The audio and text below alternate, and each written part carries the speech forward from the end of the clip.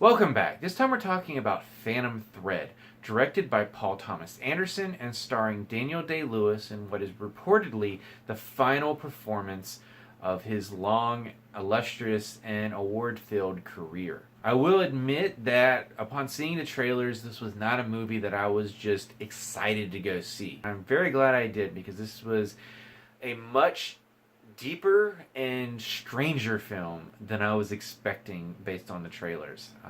This is one of the odder films I saw in 2017, probably top 5. The story revolves around a romance between a famous fashion designer and a waitress set in the 1950s. That fashion designer is Reynolds Woodcock, played by Daniel Day-Lewis, and is given perhaps one of the best character introductions I've seen in a movie in quite some time.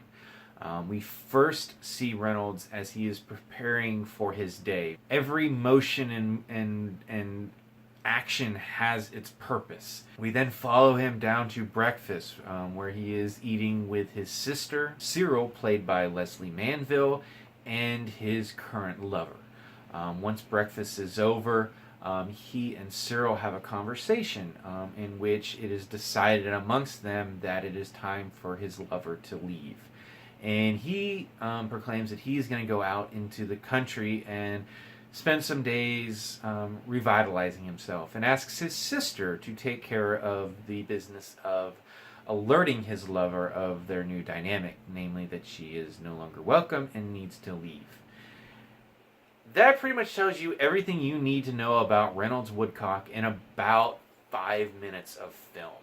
Like I said, it is a perfect introduction to his character.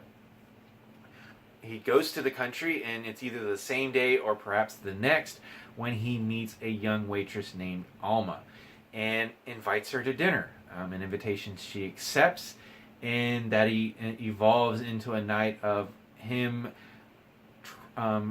using her as a model for a potential new dress, and before we know it, she's been invited to join him back in London and become his muse slash lover. Now, obviously, she doesn't know it, but we know that she's replacing someone just days after they kicked the last one out. So that really informs the audience on what we might be expecting from this movie. And what follows is a story that almost never takes the direction we're most expecting. Now, when I go to movies that I'm going to review, I do my best to not try to analyze them as I'm watching it.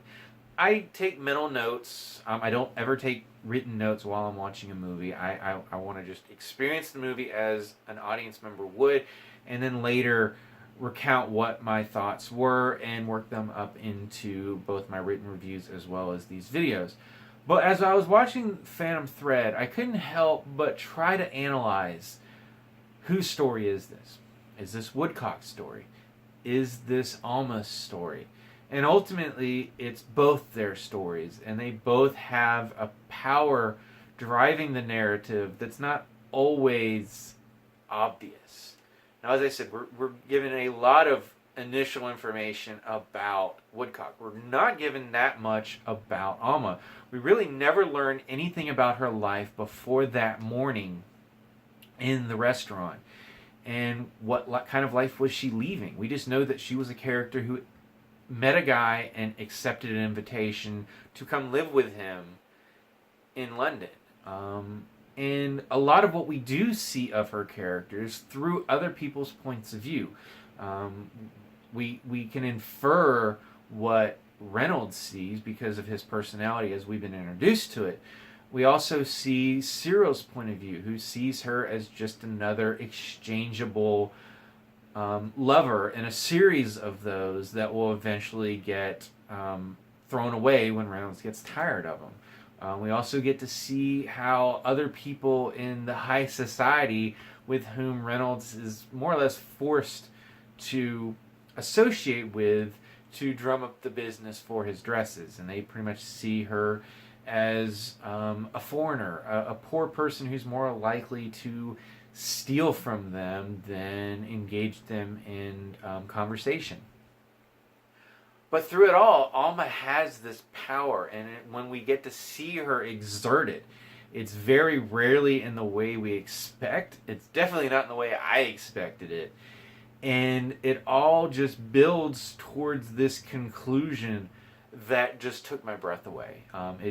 It was one of those moments that everyone in the theater, there was almost a gasp, like, oh my god, this is happening.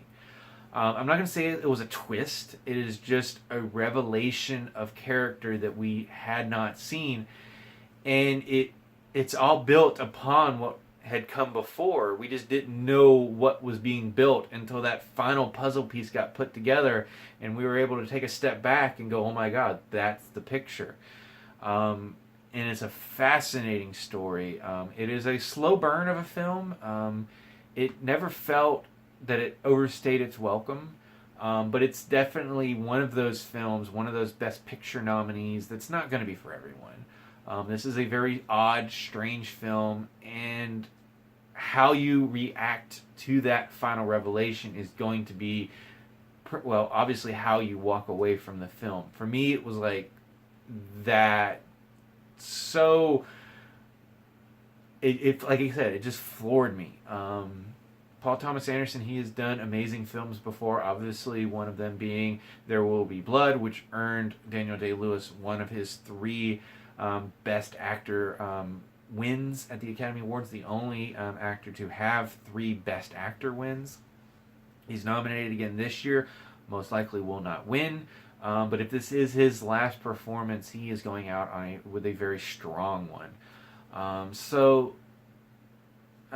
Like I said, this is a film that I did enjoy. I can't unreservedly recommend it to everyone, but if you've seen the trailers and having watched my review think this is a film you would like, definitely go check it out. For now, I'm going to turn it over to you. If you've seen Phantom Thread, what did you think about it? And trying to avoid spoilers at best possible in the comments, what did you think of the ending?